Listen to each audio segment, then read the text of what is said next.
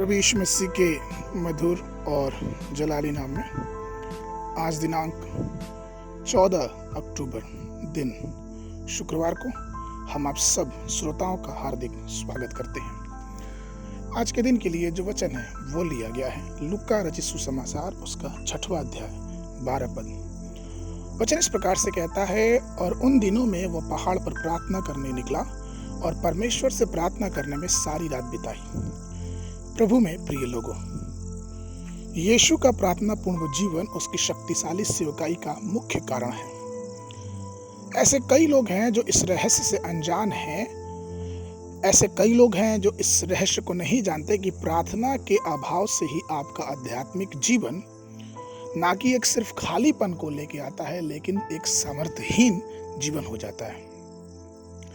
लगातार प्रार्थना में बिताया गया अधिक समय आपको दृढ़ता की तरफ और आपकी सेवकाई में एक अलग पहचान की तरफ ले जाके जाएगी। एक सेवकाई शुरू करने से पहले एक प्रार्थना की बहुत बड़ी आवश्यकता होती है, और ये चीज हम प्रभु यीशु मसीह के जीवन में देखते हैं कि यीशु मसीह अपनी सेवा करने से पूर्व 40 दिनों तक उपवास करके प्रार्थना करते रहे।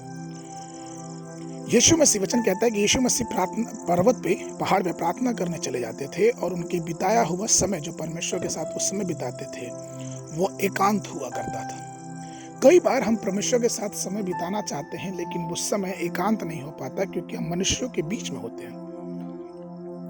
लेकिन परमेश्वर के साथ बिताया हुआ समय हमें चाहिए कि हम उसके साथ जो समय बिताए वो बिना किसी रुकावट के, और इसीलिए अपने आप को पहाड़ों पे ले जाने की जरूरत है। यीशु मसीह को जब भी जरूरत पड़ी वो अपने आप को लोगों से अलग करके पहाड़ों पे लेके जाते, अर्थात अपने आप को इस दुनिया से हटा के एक किनारे करके अपने आप को पवित्र आत्मा की गहराई में एक ऊंचे स्तर पर ले जाना, जहां पे आप सिर्फ प्रभु से बात विचार कर सके।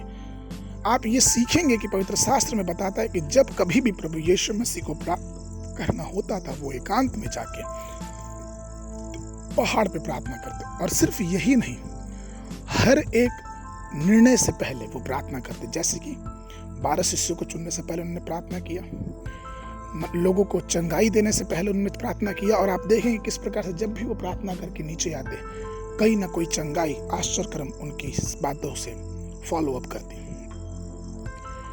पवित्र शास्त्र कहता है मत्ती उसके 8:1 में कि जैसे यीशु मसीह पहाड़ से प्रार्थना करके उतरे, उन्होंने एक कोढ़ी को देखा और उसे शुद्ध किया। अर्थात चंगाई की प्रार्थना, चंगाई की सेवा भी हमारी प्रार्थना पे बहुत बड़ा निर्भरता को लेके आता है। इसलिए हमें चाहिए कि हम अपनी प्रार्थनाओं में सामर्थ्य और शक्तिशाली बनते जाएं, अपने संबंध को प्रभु से मजबूत करते जाएं, जिससे हम और भी मजबूत, और इसीलिए हमारे जीवन को एक पहाड़ की प्रार्थना की अनुभव होना चाहिए। अर्थात दुनिया की बातों से अलग हटके एकांत में हमें प्रभु से प्रार्थना करनी चाहिए। परमेश्वर में प्रिय लोगों, परमेश्वर हमें ऊंचा उठाने के लिए लगातार हमारे प्रयास करता रहता है। वो चाहता है कि हम ऊंचे उठें, वो चाहता है कि हम उसकी शक्ति में और भी आगे बढ़ते जाएं। और अगर हमें ऐसा करना है तो हमें ऊपर उठना पड़ेगा।